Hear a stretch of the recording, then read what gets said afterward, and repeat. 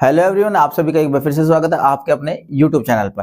तो दोस्तों, आज की वीडियो में हम रिवोल्यूशन अकाउंट और उससे रिलेटेड जो भी इंपॉर्टेंट एंट्रीज होती है उसके बारे में डिस्कस करेंगे।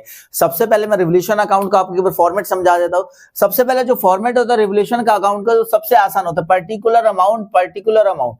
क्या फॉर्मेट होता है? Particular amount. अब रिवोल्यूशन का मतलब क्या होता है? रिवोल्यूशन का मतलब कोई एसेट्स जो होती है उसकी भी रीवैल्यू करना और जो लायबिलिटी होती है वो रीअसेसमेंट करना। यानी कि अगर कोई एडमिशन ऑफ पार्टनर में नया पार्टनर जुड़ता है, लेकिन जो पुरानी एसेट्स और लायबिलिटी है उनकी वैल्यू क्या हो जाती है? चेंज होती है उस टाइम पे। तो इसलिए ये रिवोल्यूशन अकाउंट बनाया जाता है ताकि जो पीछे वाला बेनिफिट है, जो एसेट्स और लायबिलिटी कम होकर जो हमारा बेनिफिट हुआ होगा, वो नए वाले पार्टनर्स को ना मिले।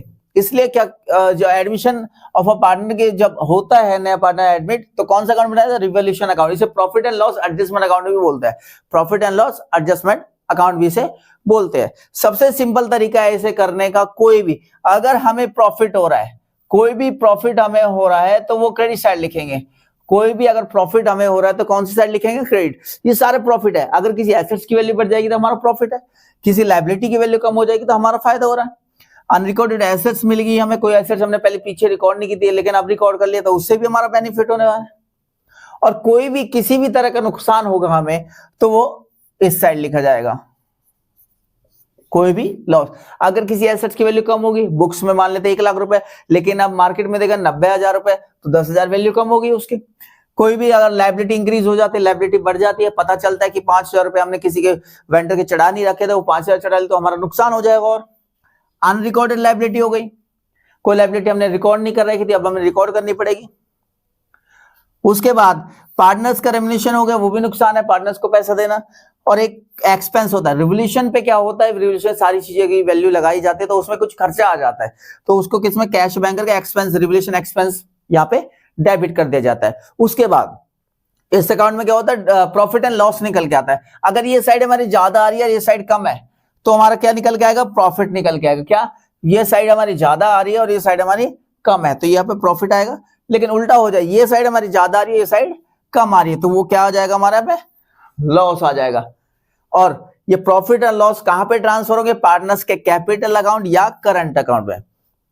जो फ्लक्चुएटिंग कैपिटल अकाउंट होता है तो उसमें क्या होता है? कैपिटल अकाउंट में चला जाएगा। लेकिन जो फिक्स कैपिटल होता है तो कौन से अकाउंट में जाएगा? ये करंट अकाउंट में जाएगा। चलिए अब इससे रिलेटेड जो भी इंपॉर्टेंट एंट्रीज है वो एक बार देख। अब यहाँ पे एक एग्जांपल ले ले, रिवोल्यूशन अकाउंट के कुछ एडजस्टमेंट है वो आपको इस क्वेश्चन में बता देता हूँ। जैसे कि मैंने एक क्वेश्चन बैलेंस शीट ली हुई है, यहाँ पे 5 एडजस्टमेंट है, वो हम यहाँ पे रिवोल्यूशन अकाउंट में देखेंगे कि कैसे कैसे होगी। सबसे पहले है the value of the stock is to be increase to 42,000। क्या बोला गया है? स्टॉक की जो वैल्यू है वो कितनी इंक्रीज हो गई है? 42,000 तक पहुंच चुकी है। पहले कितनी है? 37। तो कितना इंक्रीज हुआ है?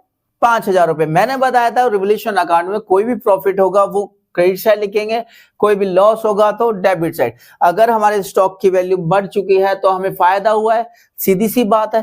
तो यहां पे बाय स्टॉक करके 5,000 हो गया। इसके बाद सेकेंड है land and building is to be reduced. क्या लिखा है? Reduce by 20%। रिड्यूस माने होता है कम होना। किसी एसेट्स की वैल्यू कम होगी तो हमारा तो नुकसान हो गया। तो कितने परसेंट कम हुई है? 20%। लैंड एंड बिल्डिंग की वैल्यू 20%। तो 25,000 का 20% निकालेंगे तो ये भी 5,000 आ जाता है।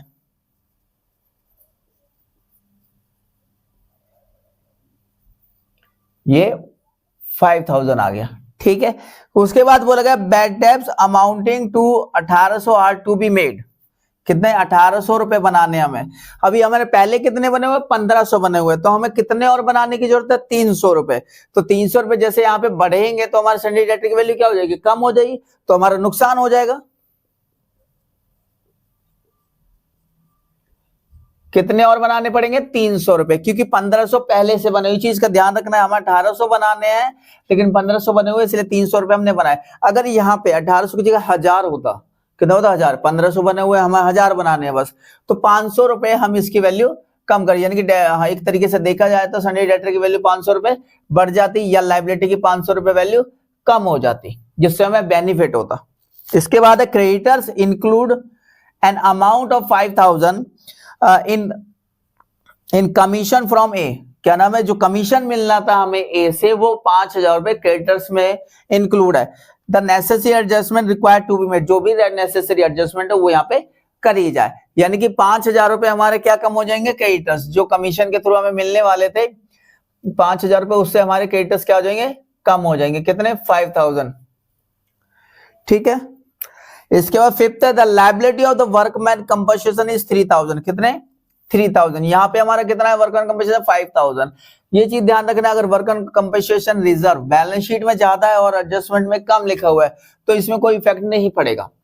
अगर यहाँ पे ये 3,000 है, यहाँ पे अगर 2,000 था तो उसका मतलब 1,000 रुपये हम और बनाना पड़ेगा, तो 1,000 रुपये हम फिर यहाँ पे लायबिलिटी बढ़ाते हैं अपनी। तो यहाँ पे रिवोल्यूशन अकाउंट में इतनी ही एंट्री आएगी। तो यहाँ देखा हमने 10,000 आ रहा है, यहाँ कितना आ रहा है, 5,300 आ रहा है। तो रिवोल्यूशन ये इस साइड क्या आता है, प्रॉफिट आता है, इस साइड क्या आता है, प्रॉफिट आता है 4,700। टोटल कितना है, 10,000 और 10,000। ये रिवोल्यूशन अकाउंट था। कहने का मतलब वही है, जो भी हमें फायदा हो रहा है वो क्रेडिट साइड लिखेंगे, जो भी हमें नुकसान हो रहा है वो डेबिट साइड लिखेंगे। बस एक प्रोविजन में आपको प्रॉब्लम हो सकती है। प्रोविजन का एक बार मैं फिर से आपको बता दे, तो बैड डेब्ट्स कितना चाहिए हमें, 1,800 चाहिए। 1,500 पहले से बने हुए तो खाली हम 300 बनाएंगे। यहाँ पे कुछ बच्चे क्या करते हैं, वो 1,800 को 1,800 वहां पे डाल देते हैं, जिससे कि उनका आंसर मैच नहीं हो पाता है। तो ध्यान देना है कि हमें जितने प्रोविजन बनाना है, बैड डेब्ट्स बनाना है, उतने अगर उससे पहले जो बने हो वो चीज हटा देंगे वहां से। अगर उल्टा हो जाए कि यहाँ पे 1,000 बनाने या 1,500 लिखा है तो 500 रुपए का हमें फायदा हो जाएगा, तो उस साइड वो 500 रुपए फिर प्रोविजन से वहां पे लिखे जाते हैं। तो दोस्तों इस वीडियो में इतने। अगर वीडियो पसंद आए तो वीडियो को लाइक करें, चैनल को सब्सक्राइब करना बिल्कुल ना भूले। जय हिंद, जय भारत।